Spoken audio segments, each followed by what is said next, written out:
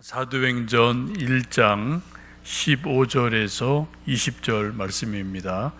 사도행전 1장 15절에서 20절 말씀 함께 합독하십니다. 모인 무리의 수가 약 120명이나 되더라. 그때 베드로가 그 형제들 가운데서 일어서서 이르되, 형제들아, 성령이 다윗의 입을 통하여 예수 잡는 자들의 길잡이가 된 유다를 가리켜 미리 말씀하신 성경이 응하였으니 마땅하도다.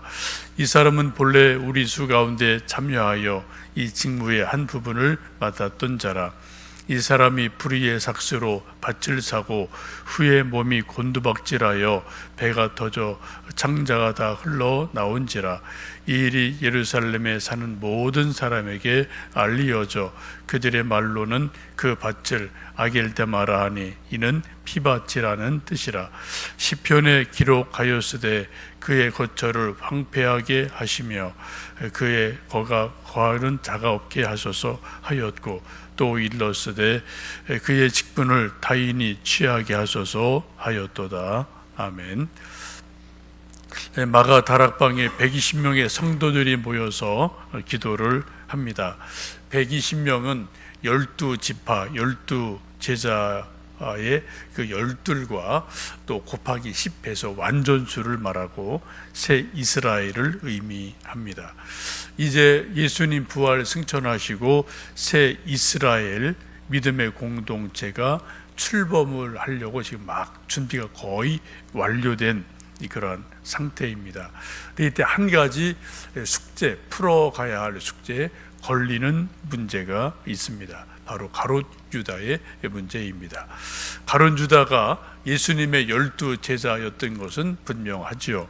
그런데 배신자가 되고 오늘 본문에 있는 것처럼 예수를 파는데 앞잡이가 되고 길잡이가 되고 또 스스로 목숨을 끊는 일이 일어납니다. 밉지만 한때 12제자 중에 한 명이었고 또 한 배를 탔던 사람이고 동료였습니다. 이 불행하지만 이 안타까운 일을 깨끗하게 정리하지 않고는 새로운 믿음의 공동체 120명의 성도들이 산뜻하게 새 출발을 할 수 없는 아주 그런 찜찜한 일, 그런 아주 아픈 과거가 이 120명 가운데 늘 이게 의식적으로 무의식적으로 있게 됩니다. 우리도 뭔가 새 출발할 때는 옛날 일을 나름대로 정리를 하지 않습니까? 그래, 창조적 단절 이런 것들이 이제 필요하죠. 우리나라도 뭐 새로운 대한민국을 위해서 일제를 청산하자 그러는데 그건 제가 볼 때 문제가 참 많은 일이죠. 벌써 독립된 지가 뭐 몇십 년 지났는데도 아직도 일제 말하는 거는 이건 상당히 뭐 문제가 있는 일임에 틀림이 없죠. 벌써 이건 뭐 정리했어야 되고 말하는 사람이나 뭐 우리 백성들의 마음속에 이거 다 벌써 정리가 됐어야 될 문제인데 이게 언제까지 그런 말을 해야 되는지 참 답답한 일이지 않습니까? 어쨌든 새로운 일을 할 때는 뭔가 지나간 일들을 정리를 하고 그리고 산뜻하게 새 출발을 해야만 됩니다. 이때 베드로가 일어나서 리더십을 발휘를 하죠. 15절, 16절 보시면 한 120명의 성도들이 모여 있는데 그때 베드로가 그 형제들 가운데서 일어서서 말을 합니다. 16절 같이 읽어보실까요? 형제들아, 성령이 다윗의 입을 통하여 예수 잡는 자들의 길잡이가 된 유다를 가리켜 미리 말씀하신 성경이 응하였으니 마땅하도다라고 이제 아주 중요한 발언을 합니다. 지금 모두 다 마음속에 뜨거운 감자처럼 이 가롯 유다의 문제가 말은 못하지만 다 모두의 마음속에 아픈 문제로 뜨거운 감자로 다 남아있는데 이것을 어떻게 해야 되나 고민이 있는데 그것을 지금 베드로가 말하기를 그렇게 정리하죠. 아주 오래전에 성령님께서 다윗의 입을 통해서 가롯 유다에 대해서 말씀하신 성경이 있다. 구약에 예언된 말씀이 있다라고 말씀을 합니다. 그 말씀이 17절에 있고 또 18절에 있는데, 이 사람은 본래 우리 수 가운데 참여하여 이 징부의 한 부분을 맡았던 자라. 이 사람이 불의의 삭수로 밭을 사고 후에 몸이 곤두박질하여 배가 터져 창자가 다 흘러 나온지라. 이 일이 예루살렘에 사는 모든 사람에게 알리어져 그들의 말로 그 밭을 아겔다마 피밭이라 한다라고 상황을 쭉 다시 한번 정리를 하게 됩니다. 예루살렘 사는 사람이 뭐 가룟 유다인을 다 아는 거죠. 가룟 유다가 예수님 발 때 앞장서서 배신했다. 그리고 또 후회하고 목매달아 죽다가 떨어져서 배 터져서 죽었다. 근데 그 받았던 은 30냥을 다시 던져줬더니 그 더러운 돈을 쓸 수 없어서 그것을 나그네들의 공동묘지를 삼았다. 피바치다. 라는 것을 예루살렘 사람이 뭐 다 알만한 사람은 다 아는 그러한 일이 됐음을 이야기합니다. 그리고 나서 이 문제를 어떻게 해요? 이미 오래전에 성령께서 다윗의 입을 통하여 이런 일이 있을 것을 예언하셨다라고 말씀합니다. 20절 읽어보십니다. 시편에 기록하였으되 그의 거처를 황폐하게 하시며 거기 거하는 자가 없게 하소서 하였고, 또 일렀으되 그의 직분을 타인이 취하게 하소서 하였도다. 이 시편에 다윗이 성령의 감동을 받아서 가룟 유다 같은 사람이 등장할 것을 미리 예언하였다라고 지금 베드로가 분명하게 말씀을 합니다. 지금 이 가룟 유다라는 아주 뜨거운 감자를 해석하고 어떻게 정리할지가 모든 120명의 마음속에 무거운 문제고 아주 뜨거운 감자예요. 근데 이 문제를 풀어갈 때 베드로가 정치적으로 해석하지 않았습니다. 심리학적으로 해석하지 않았습니다. 상담학적으로 해석하지 않았어요. 그 답을 어디서 찾았습니까? 구약의 말씀 속에서, 다윗의 시편 속에서 그것을 찾게 되고, 성령께서 다윗의 입을 통해서 이미 오래전, 1000년 전 다윗을 통해서 이 일이 있음을 말씀하셨다라고 말씀을 합니다.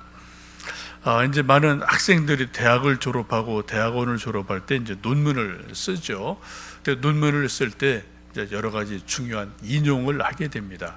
좋은 논문은 정말 세계에서 권위 있는 그런 좋은 책이나 또 다른 더 훌륭한 사람이 쓴 논문을 인용을 하고, 어떤 교수가 쓴, 누가 쓴 어떤 논문, 어떤 책에서 이 부분은 인용했습니다. 그리고 이게 맞습니다. 라는 소위 각주를 다는 일들이 있습니다. 각주를 달 때 뭐 신문 보고 각주를 달거나, 또 한 100년 전 책 보고 각주를 달고, 또 그냥 별로 중요하지는 않은 책 보고 각주를 달면은 그 논문의 권위는 아주 많이 떨어져요. 교수님들이 그런 것도 지적을 하고, 또 이제 다시 써라 이런 일들이 종종 있기도 하죠. 여러분, 이 세상에서 우리 인생을 풀어갈 때, 신앙의 문제를 풀어갈 때 이런저런 우리 누구나 다 문제들이 있게 마련인데, 그런 문제들을 풀어갈 때 가장 중요한 해석 틀, 각주, 참고 서적, 이것이 있다면은 오늘 베드로의 말씀처럼 성경임을 분명하게 말씀하고 있습니다. 안타까운 일이고 이해하기 힘든 일이고 정말 어려운 일이지만 이미 그런 일이 있을 것을 다윗을 통해서 성령님이 말씀하셨고, 그것이 어떻게 해요? 성경이 응하였다. 미리 말씀하신 성경이 응하였다. 그래서 마땅하다라고 베드로가 결론을 내리고, 이제 그 직분을 다른 사람이 취하도록 해야 되겠다라고 말씀을 하고 있습니다. 저나 여러분도 인생을 살면서 또 믿음 생활을 하면서 또 어린 아이들도 마찬가지고요. 나름대로 다 뭐 인생에 이런 고통, 저런 고통, 이런 문제, 저런 문제 없는 사람이 누가 있겠으며 또 없는 시대가 언제나 있겠습니까? 다 뭐 그때마다 누구나 다 어려움이 있게 마련인데, 근데 그런 어려운 인생의 문제들을 만나고 왜 이런 일이 있을까? 이것도 어떻게 해석을 해야 되지? 또 어떻게 극복을 해야 되지? 또 이런 숙제가 다 나름대로 우리에게 있는데, 그래서 가장 좋은 것은 오늘 이 말씀을 보면은 성경 속에서 답을 찾는 것이다 라는 것을 볼 수가 있습니다.